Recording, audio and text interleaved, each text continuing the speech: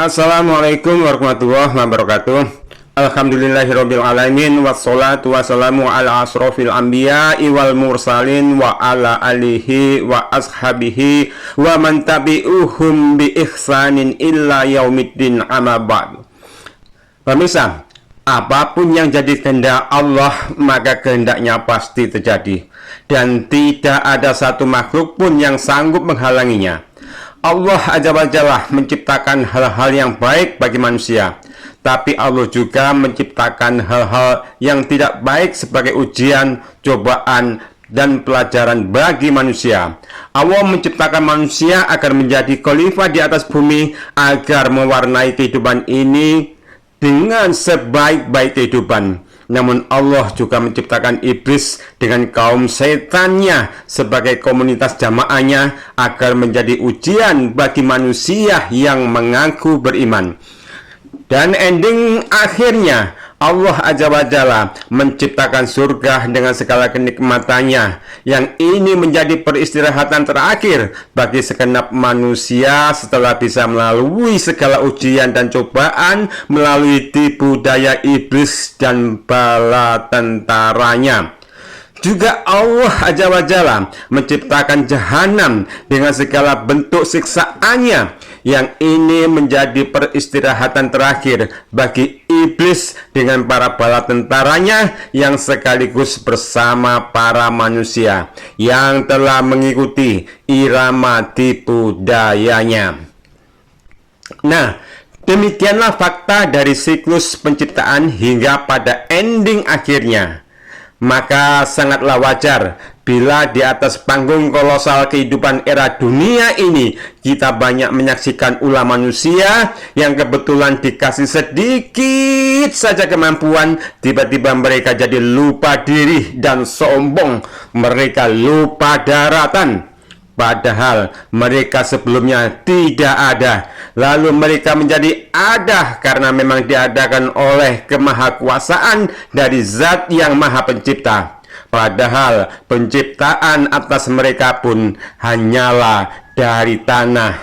Bahkan setelahnya mereka diciptakan dari materi yang hina, yakni dari air mani yang memancar. Allah Ta'ala berfirman, awalam yarol insanu anna kholaknahu min nutfatin fa'idha huwa khosimum mubin. Dan apakah manusia tidak memperhatikan bahwa kami menciptakannya dari setitik air mani, maka tiba-tiba mereka menjadi penantang yang nyata. Ya, mereka jadi lupa diri. Mereka tiba-tiba menjadi penantang yang nyata. Mereka manusia yang tidak tahu diri. Mereka terus mengikuti merdunya suara tipu daya iblis, hingga pada puncaknya mereka dengan bangganya bersandang gelar ahlul bid'ah, yakni salah satu predikat yang sangat disukai iblis.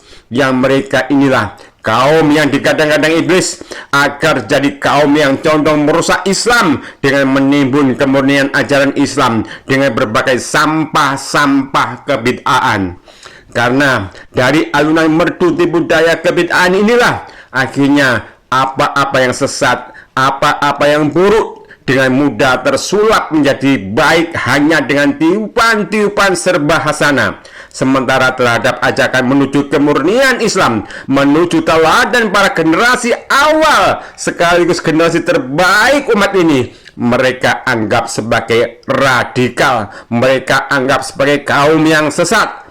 Padahal Allah Azza wa Jalla dengan jelas berfirman, innama kana qaulal mu'minina idza ad'u ilallahi wa rasulih liyahkuma bainahum ay yaqulu sami'na wa ata'na wa ulaika humul muflihun.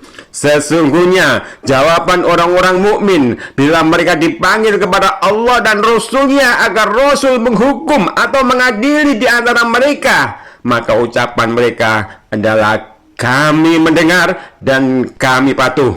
Dan mereka itulah orang-orang yang beruntung.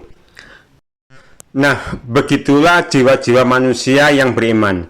Ketika diseru untuk memurnikan Islam dengan menegakkan sunnah dan menjauhi segala bentuk kebid'ahan dalam ibadah, Maka tanpa ragu mereka menjawab sami'na wa ata'na, bukan malah dengan tanpa malu mengambil kitab-kitab iblis menjadi dalil-dalil bantahan.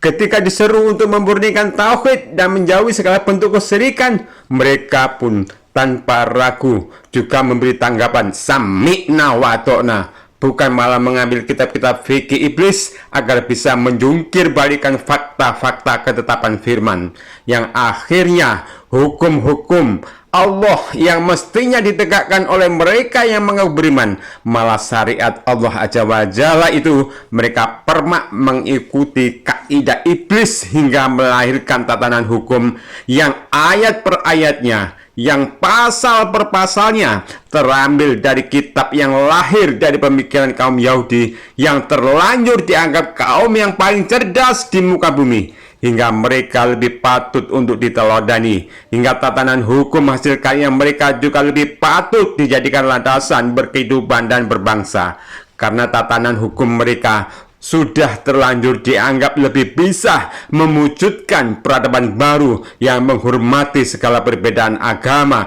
perbedaan budaya suatu bangsa, dan terlanjur dianggap mampu menjaga terwujudnya maqasid syariah. Nah pemirsa, begitulah fakta degradasi akidah kebanyakan umat muslim di akhir zaman ini.